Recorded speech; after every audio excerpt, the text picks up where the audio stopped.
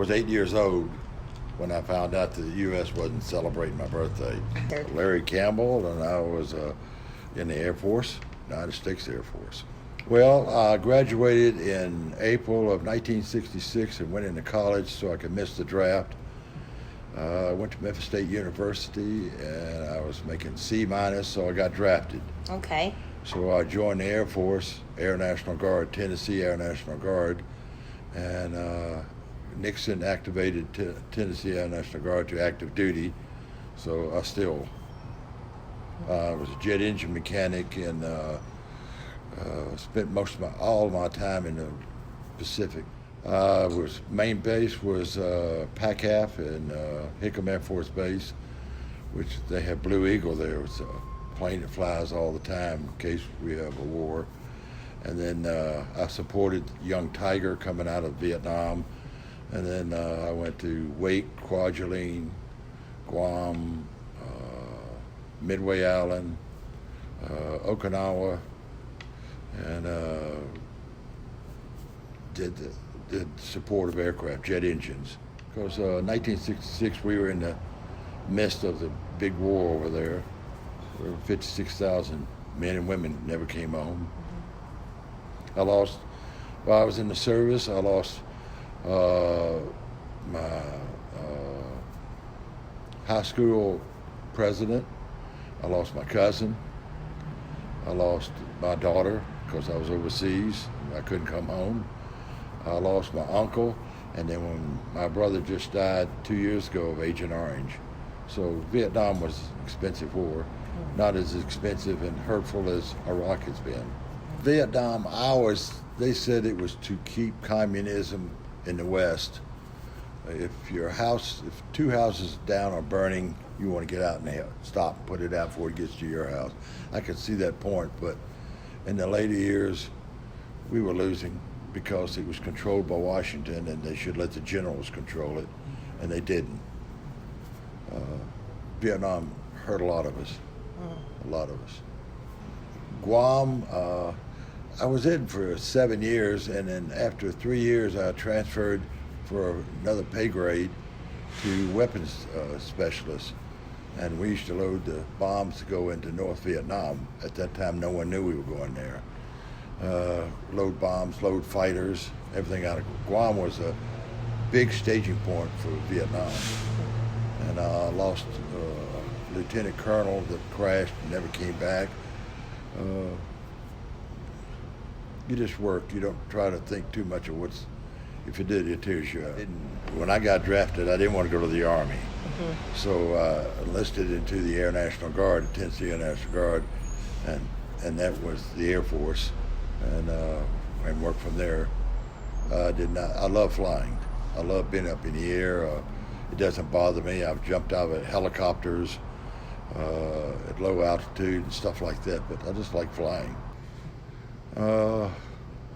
I love the uniform. I love going places. I love the planes. When they fly over, I always stop to look at them. I see the Blue Angels or the Thunderbirds. I always get chills up my spine, just like I do when the good old red, white, and blue is shining in front of me.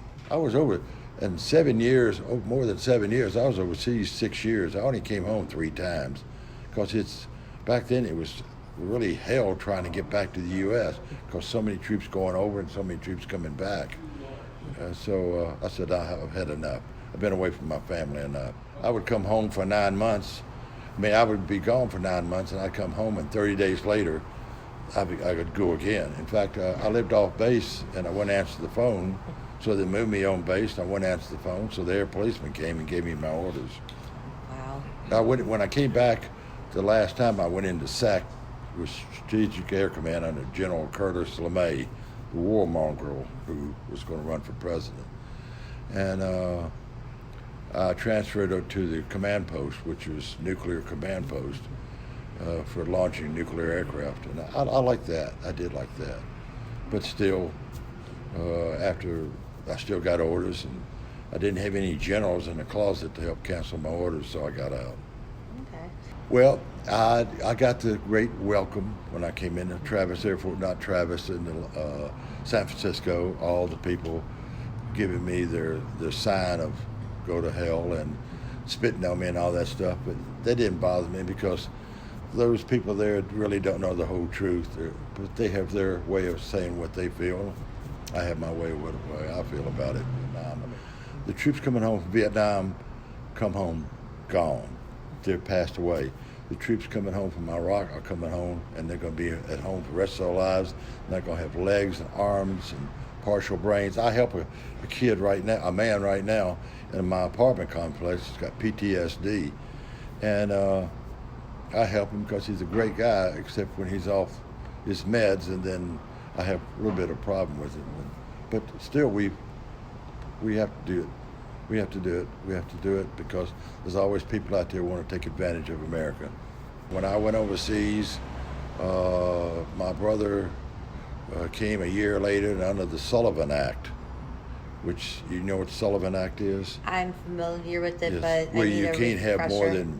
than 2 children in the same combat zone. And then when he came over, they brought me back, and which he passed away from Agent Orange, which at that time was just a herbicide out in the woods. First time, the only time in my whole life I saw my daddy cry. And then every night he would sit and watch the news with Chet Hutley and David.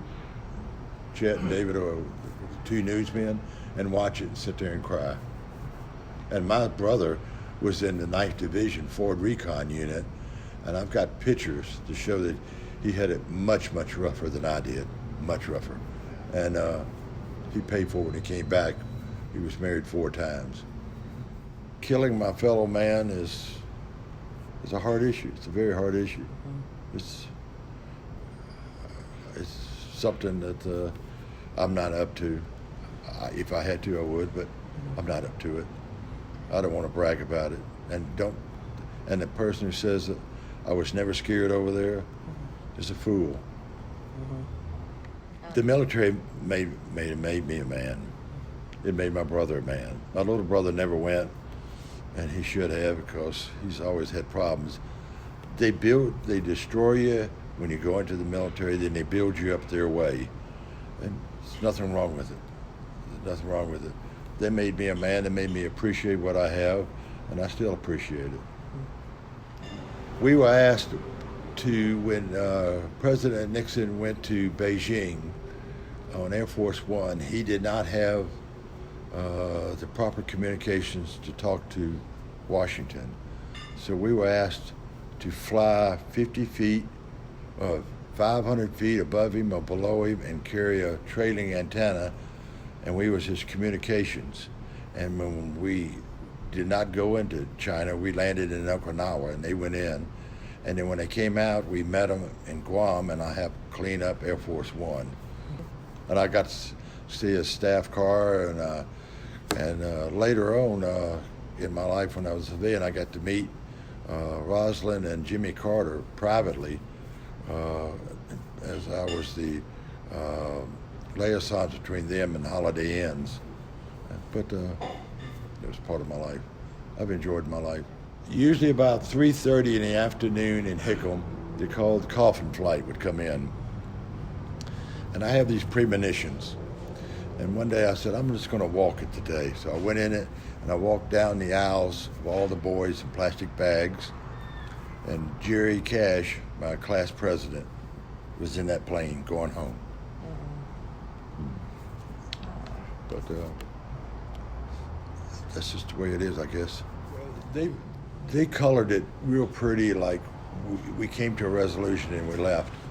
We ran with our tail between our legs. We left equipment, we left people, we left Vietnamese people who helped us a lot. We left them there to be slaughtered by the North Vietnamese. It's a mark in our history. It's a bad mark, but Iraq is the longest war we've ever had, and when is that ever going to be over with? What advice I would give going into the military? You can pick a good career field. You can pick if it's available. You can learn a lot, see a lot, know a lot, and become an individual, an asset to America. We need more assets than liabilities. And I would say the majority of people who come out of the military are become decent citizens. If I went in and knowing the future, I would never gotten married, so I wouldn't have to worry about my wife and child at home and the child I lost. I would make it a career. I'd love to make it. I would have made it. I love wearing a uniform. I love representing my country. Good or bad, we have our problems like everybody else in the world does, but it's a lot better than a lot of countries I've been to. I mean, where I can go eat something and it's not something crawling in my food. I can sit out and no one will harass me. I've been to other countries as a civilian, and I can't see how they live that way. You know, land of the free, home of the brave. He said, I'm 73 years old. I cry when the national anthem is sung by Faith Hill. I get mad when someone desecrates my flag. I am glad to know that when I see someone on the street wearing a uniform, that I appreciate what they do, and I tell them. Let me tell you, beyond a doubt, this is the greatest land in the world. I've seen other countries, this is the greatest. We're going through our problems right now, and as men and women, we've got to unite, accept each other as we are, and move on. We can't let politics tell us which way to go. We got to do it ourselves. I feel good. I feel like I did something for my country. I never, except working on the flight line or working in the ditches, never desecrated my uniform. I wore it the way it should be worn. I never got drunk in it. I always, if I did something like that, I wasn't in uniform. If I was in a foreign country and you can wear your uniform, you wear it proudly. You don't mess with anybody else with a uniform on, because we're not liked in a lot of countries. The stars and stripes behind me mean exactly what I have that at home. I don't have a sticker on my truck anymore, but I'm proud of it. I'm proud of it. Every branch has got its good characteristics. We need them all. Yeah. There's no one independent. And on the 4th of July, I'll be sitting in front of my TV when they play the national anthem, and I'll be glad that I was part of it. Yes, I would like to say one thing. What's going on in America right now with the virus, Black Lives Matter, we have all got to pull together, do our job, love each other. If we don't, 1.2 million people who died for this country have died in vain. God bless America.